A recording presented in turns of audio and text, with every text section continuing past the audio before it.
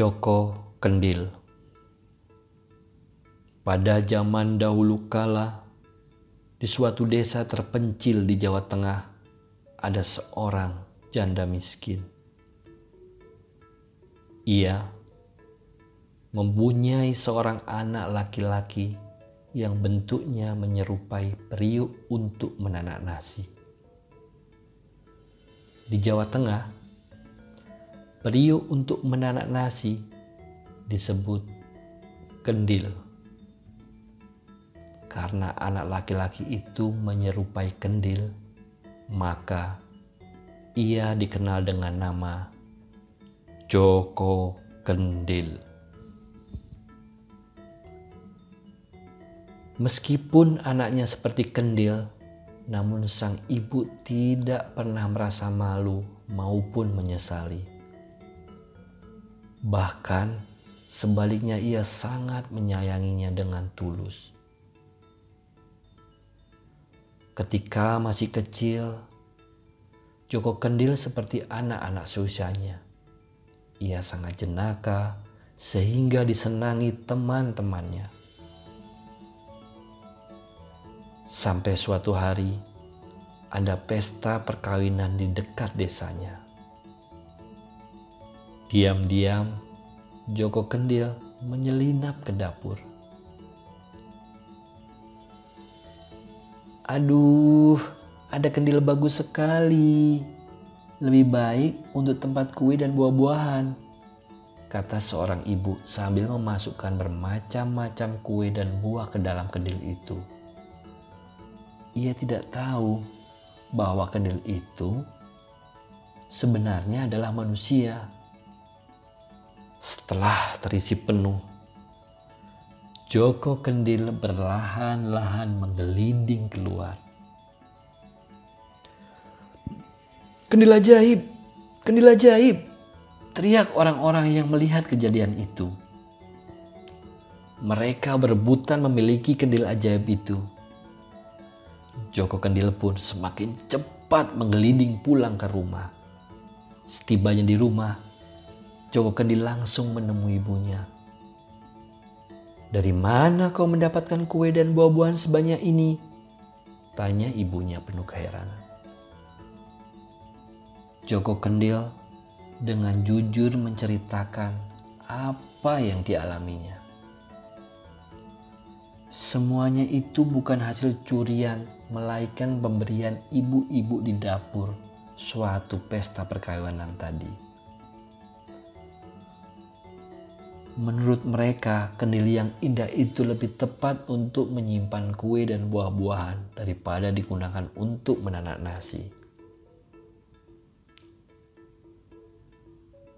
Tahun demi tahun, Joko Kendil bertambah umur dan semakin dewasa. Namun, tubuhnya tidak berubah, tetap seperti kendil. Pada suatu hari, Joko Kendil menyampaikan keinginannya untuk segera menikah. Tentu saja ibunya bingung. Siapa yang mau menikah dengan anaknya yang berbentuk kendil? Ibunya semakin bingung ketika Joko Kendil mengatakan hanya mau menikah dengan putri raja. "Apa keinginanmu tidak keliru, anakku? Engkau anak orang miskin. Bentuk tubuhmu seperti kendil. Mana mungkin putri raja mau menikah denganmu," kata ibunya. Tapi Joko Kendil tetap mendesak untuk segera melamarkan putri raja untuknya. Dan akhirnya, pada hari yang ditentukan, Joko Kendil dan ibunya menghadap raja. Sang raja mempunyai 3 orang putri yang cantik jelita. Ibu Joko Kendil dengan sangat berhati-hati menyampaikan bahwa maksud kedatangannya adalah untuk melamar salah seorang putri raja. Sang raja sangat terkejut, tetapi dengan bijaksana ia menanyakan jawabannya kepada ketiga putrinya itu.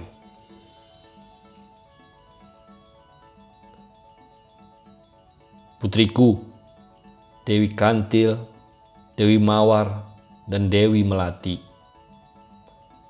Adakah di antara kalian yang bersedia menerima lamaran Joko Kendil? Ayahanda, saya tidak sudi menikah dengan anak Deska yang miskin itu, jawab Dewi Kantil ketus. Saya pun tidak mau menikah dengan makhluk aneh itu. Saya hanya mau menikah dengan putra mahkota yang tampan dan kaya raya, jawab Dewi Mawar dengan nada sombong. Dan akhirnya sang raja pun mengalihkan pandangannya kepada Dewi Melati. Ayahanda, mohon restui saya. Lamarannya saya terima dengan sepenuh hati, jawab Dewi Melati. Mendengar jawaban Dewi Melati mengagetkan itu, sang raja pun sejenak terkesima. Ia tidak mengerti apa yang mendorong Dewi Melati bersedia menjadi istri Joko Kendil. Namun, sebagai raja yang bijaksana, ia harus menepati janjinya. Aku merestuimu, anakku, kata raja. Keputusan Dewi Melati ini langsung disampaikan kepada ibu Joko Kendil. Akhirnya, perkawinan Dewi Melati dan Joko Kendil pun dilangsungkan dengan sangat meriah.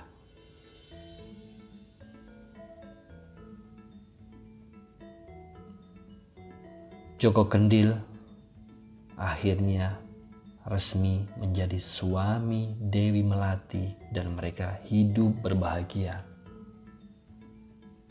Namun, kebahagiaannya selalu terganggu dengan ejekan dan cemoohan kedua kakaknya. Lihat, suami Dewi Melati, jalannya menggelinding seperti bola, kata Dewi Kantil yang sengaja bicara dengan keras agar terdengar oleh adiknya. Wajahnya jelek, tubuhnya aneh, lebih tepat untuk tempat buang sampah saja, sambung Dewi Mawar. Semua ejekan itu diterima dengan tabah dan penuh kesabaran oleh Dewi Melati. Pada suatu hari, raja mengadakan perlombaan ketangkasan dan keterampilan menggunakan senjata sambil berkuda. Seluruh keluarga kerajaan menyaksikan lomba itu. Akan tetapi, Joko Kendil tidak terlihat di arena perlombaan karena sakit. Dewi Melati pun duduk sendirian.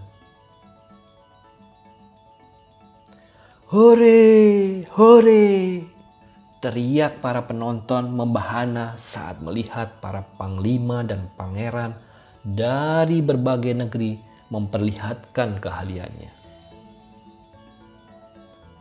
Di tengah-tengah kemeriahan lomba ketangkasan, tiba-tiba penonton terpesona melihat kedatangan seorang kesatria tampan dan gagah perkasa yang tiba-tiba memasuki arena.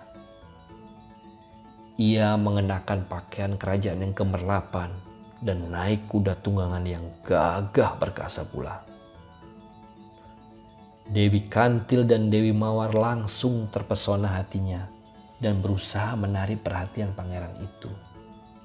Mata mereka melirik Dewi Melati yang duduk termangu sendirian. Hanya kita yang pantas bersanding dengan pangeran tampan itu, Lihat, adik kita sekarang sedang termenung, memikirkan kendil pujaannya. Ejek Dewi Mawar sambil mencibir ke arah Dewi Melati. Karena tak tahan menerima ejekan kedua kakaknya, maka Dewi Melati pun meninggalkan arena perlombaan dan lari ke kamarnya. Ketika masuk kamar, Dewi Melati tidak melihat suaminya yang terbaring sakit, melainkan hanya melihat sebuah kandil yang kosong. Kandil ini yang membuatku selalu dihina sehingga membuatku sedih. Lebih baik kuhancurkan saja, teriak Dewi Melati sambil menghempas kandil itu ke lantai sampai hancur berkeping-keping. Seketika itu juga tiba-tiba di hadapannya muncul seorang kesatria yang sangat tampan dan gagah perkasa, persis pangeran berkuda yang mempesona di arena lomba. "Siapa kamu? Mengapa kamu ada di kamarku?"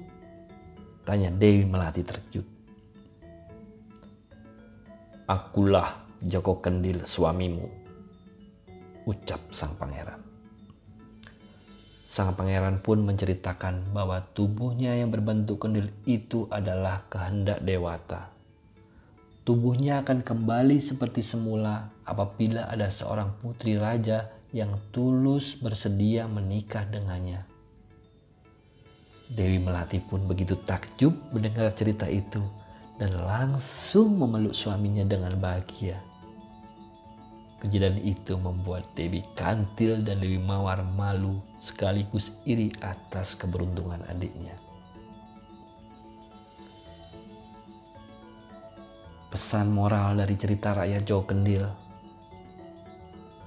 kita tidak boleh menghina orang yang nasibnya kurang beruntung. Seharusnya kita menolongnya dengan tulus dan ikhlas. Kita harus menghargai sesama tanpa berprasangka buruk.